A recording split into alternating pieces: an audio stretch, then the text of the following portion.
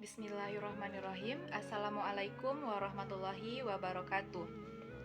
Baiklah, pada kesempatan kali ini kita akan membahas materi akidah akhlak mengenai menghindari perilaku tercela, di antaranya yaitu ada riya, nifak, ghadab, ananiyah, dan putus asa. Untuk bahasan yang pertama yaitu mengenai perilaku riya. Secara bahasa, riya dapat berasal dari kata aryaun yang berarti menampakkan. Menampakkan di sini yaitu memperlihatkan amal kebaikan kepada manusia. Sedangkan secara istilah, riya dapat diartikan melakukan ibadah untuk mendapatkan pujian dari orang lain atau melakukan amal kebaikan bukan karena niat ibadah karena Allah, melainkan demi manusia, yaitu dengan cara memperlihatkan amal kebaikannya kepada orang lain supaya mendapat pujian atau penghormatan dari orang tersebut. Perilaku riya ini juga berkaitan dengan perilaku sum'ah, di mana sum'ah ini berarti mendengarkan atau memperdengarkan. Maksudnya yaitu memperdengarkan amalan-amalan kebaikan yang telah dilakukan kepada orang lain, supaya mendapatkan pujian dari orang lain ini. Adapun contoh perilaku riya ini, misalkan bersedekah dengan nominal yang besar di hadapan orang lain, padahal di hatinya sebenarnya tidak ingin bersedekah jika tidak ada orang lain di dekatnya. Adapun dari contoh perilaku sum'ah ini, contohnya yaitu misalkan membaca Al-Quran dengan suara lantang, di mana membaca Al-Quran ini bisa dilakukan dengan suara pelan, namun orang tersebut membaca Al-Quran dengan suara yang lantang agar didengar oleh orang lain dan dengan harapan orang lain tersebut memuji orang tersebut. Adapun dalil tentang riya ini adalah Quran surat Al-Baqarah ayat 264 yang bunyinya yaitu Ya ayyuhalladzina amanu la tubtilu sadaqatikum bil manni wal adza kalladzi yunfiqu malahu riya'an nas, yang artinya yaitu hai orang-orang yang beriman, janganlah kamu merusak pahala sedekahmu dengan menyebut-nyebutnya dan menyakiti perasaan si penerima, seperti orang yang menafkahkan hartanya karena ria kepada manusia. Adapun penyebab seseorang melakukan perilaku ria ini, yang pertama yaitu terlalu ingin dikagumi oleh orang lain. Yang kedua, lari dari celaan atau anggapan buruk dari orang lain. Dan yang ketiga yaitu berambisi mendapatkan kedudukan, di mana penyebab-penyebab ria ini berasal dari diri seseorang yang ingin dikagumi atau ingin mendapat kedudukan atau rasa hormat dari orang lain. Adapun dampak negatif dari ria ini, yang pertama yaitu hilangnya nilai amal soleh seperti yang diterangkan dalam ayat yang telah dibacakan tadi, yaitu Quran surah Al-Baqarah ayat 264. Yang kedua yaitu kecewa jika pujian yang diharapkan tidak didapatkan, karena orang yang melakukan perbuatan ria ini selalu ingin dipuji oleh orang lain, sehingga ia akan merasa kecewa jika pujian yang diharapkannya itu tidak didapat. Dan yang ketiga yaitu menjadi gila hormat dan gila pujian. Adapun cara untuk menghindari perilaku ria ini, yang pertama yaitu memperbaiki niat ibadah semata-mata memang hanya karena Allah, bukan niatnya karena ingin mendapat pujian dari manusia.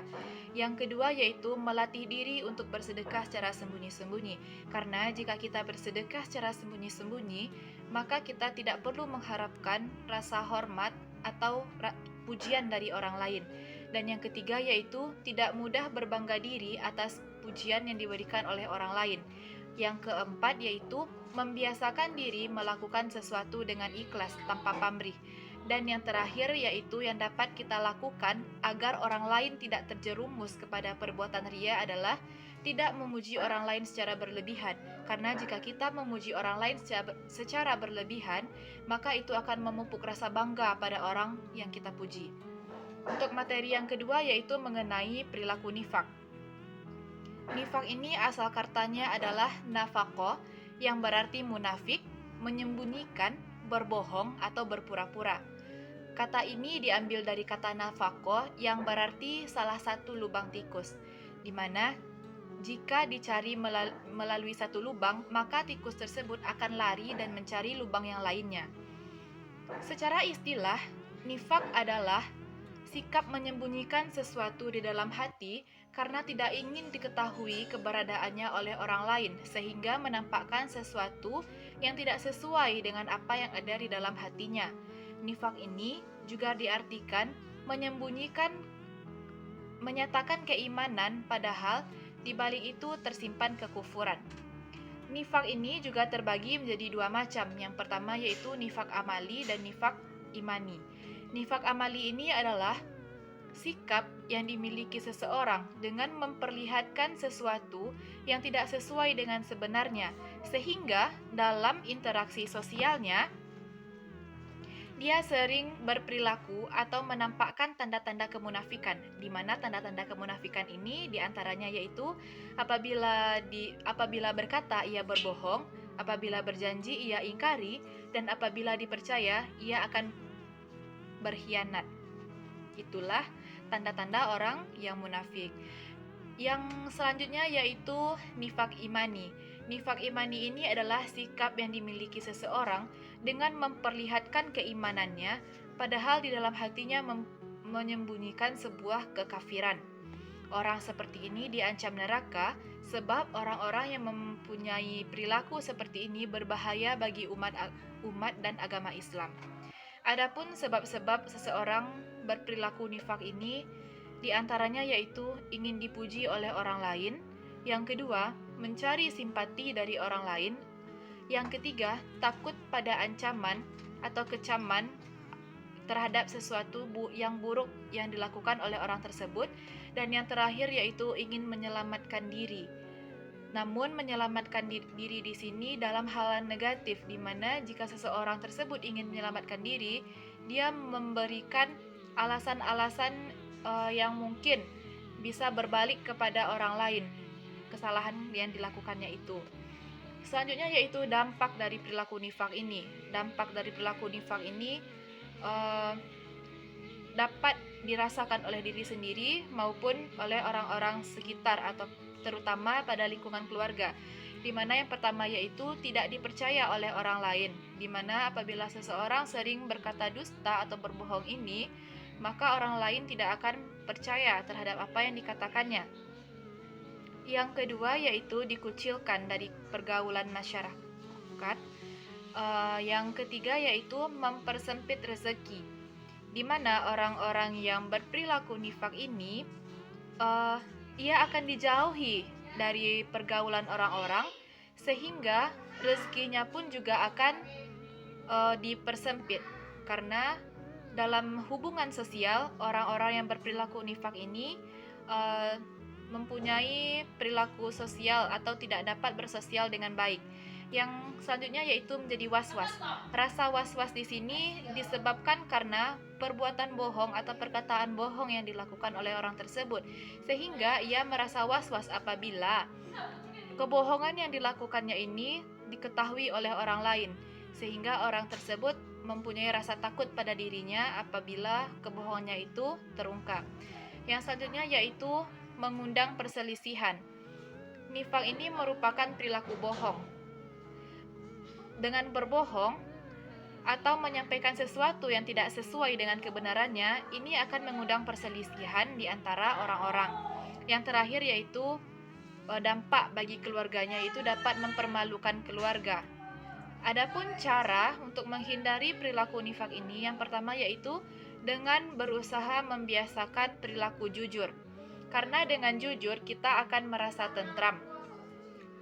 Dengan jujur kita juga tidak merasa was-was terhadap hal kebohongan yang dilakukan. Selanjutnya yaitu membiasakan diri untuk setia dan amanah. Yang ketiga yaitu menambah wawasan mengenai dampak negatif dari nifak. Karena jika kita mengetahui dampak negatif dari nifak ini, kita akan berusaha semaksimal mungkin untuk menghindari hal-hal negatif yang dapat timbul dari perilaku nifak tersebut. Materi selanjutnya adalah perilaku ghadab. Ghadab ini asal katanya adalah ghadaba yaghdibu, yang berarti marah, mengamuk, murka, jengkel, dan naik pitam.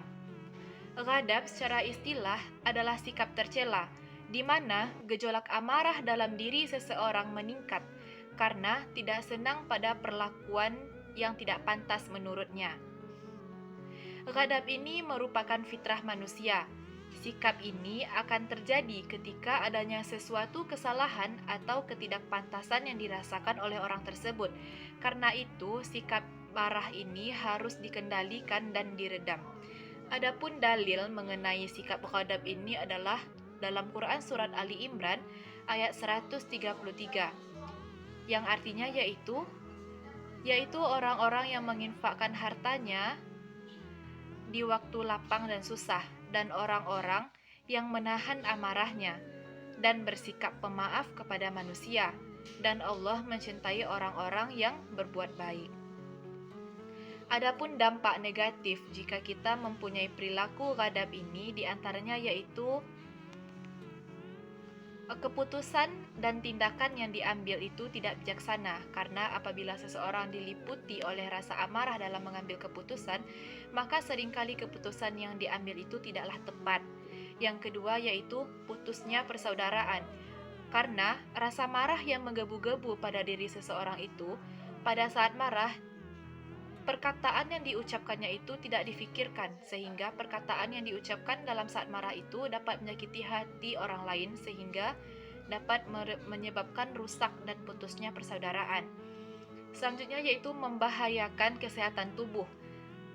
Marah ini menyebabkan tekanan darah menjadi naik, sehingga ini dapat merusak cara kerja jantung.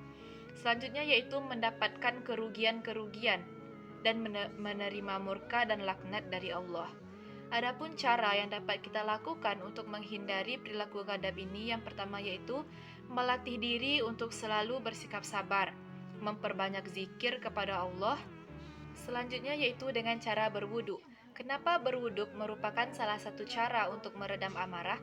Hal ini dijelaskan dalam hadis riwayat Abu Daud nomor 4784.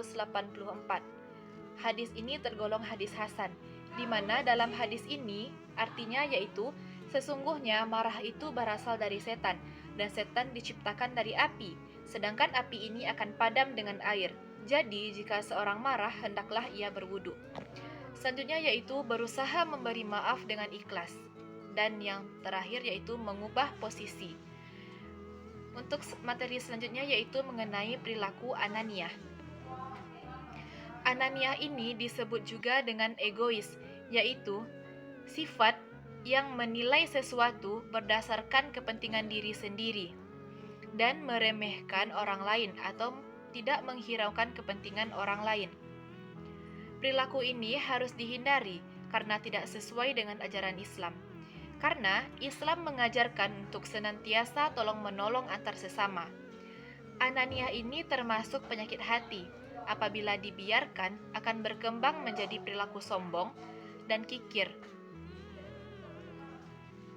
Adapun dalil mengenai perilaku ananiah ini adalah Quran Surat Luqman ayat 18, yang artinya, dan janganlah kamu memalingkan wajahmu dari manusia karena sombong, dan janganlah kamu berjalan di muka bumi dengan angkuh.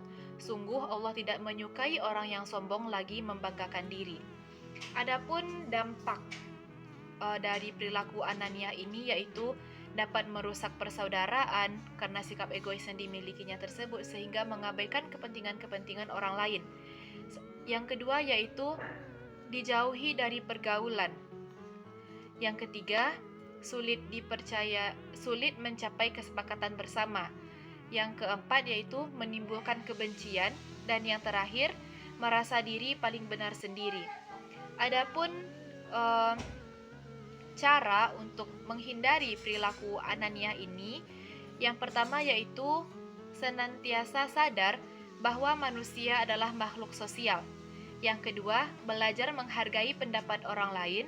Dan yang ketiga yaitu menyadari manusia mempunyai kekurangan dan kelebihannya masing-masing. Sehingga dengan kita menerapkan cara-cara untuk menghindari perilaku ananiah ini, diharapkan kita dapat terhindar dari perilaku-perilaku egois atau mementingkan diri sendiri ini, sehingga kita dapat berinteraksi dengan lebih baik pada masyarakat. Selanjutnya yaitu materi terakhir, yaitu mengenai perilaku putus asa. Putus asa adalah sikap yang merasa bahwa dirinya telah gagal atau tidak akan mampu dalam meraih suatu harapan atau cita-citanya, dan ia tidak mau berusaha untuk mewujudkan apa yang diinginkannya tersebut. Putus asa ini juga dapat diartikan sebagai habis harapan atau tidak ada harapan lagi terhadap sesuatu yang ingin dicapai. Seseorang yang dikatakan putus asa ini apabila tidak lagi mempunyai harapan tentang sesuatu yang semula hendak dicapainya. Penyebab orang mempunyai rasa atau kebiasaan atau perasaan putus asa ini biasanya karena terjadi akibat kegagalan yang berulang-ulang kali dalam menggapai cita-cita atau pengharapan sesuatu. Adapun dalil dari putus asa ini adalah Quran Surat Yusuf ayat 87, di mana artinya yaitu, "Janganlah kamu semua berputus asa dari rahmat Allah. Sesungguhnya tidak ada berputus asa dari rahmat Allah, melainkan bagi orang-orang yang kafir." Adapun ciri-ciri orang yang mempunyai perilaku putus asa ini, yang pertama yaitu bermalas-malasan setelah gagal dalam suatu usaha. Yang kedua, tidak semangat untuk meneruskan usaha yang gagal tersebut. Yang ketiga, tidak bergairah untuk mengulang lagi hal yang telah gagal tersebut. Adapun dampak negatif dari perilaku putus asa ini, yang pertama yaitu merugikan diri sendiri karena membuang waktu, energi, serta potensi yang dimilikinya.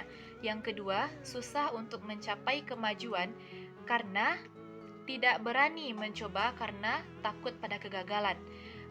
Dan cara untuk menghindari perilaku putus asa ini, yang pertama yaitu merenungi kegagalan-kegagalan yang dialami oleh orang-orang sehingga dapat memperoleh perbandingan dari pengalaman pahit orang tersebut. Dan yang terakhir yaitu selalu yakin bahwa akan ada jalan keluar atas persoalan yang dihadapi. Itulah materi kita terhadap materi menghindari perilaku-perilaku tercela, yaitu ria, nifak, ghadab, ananiyah, dan putus asa.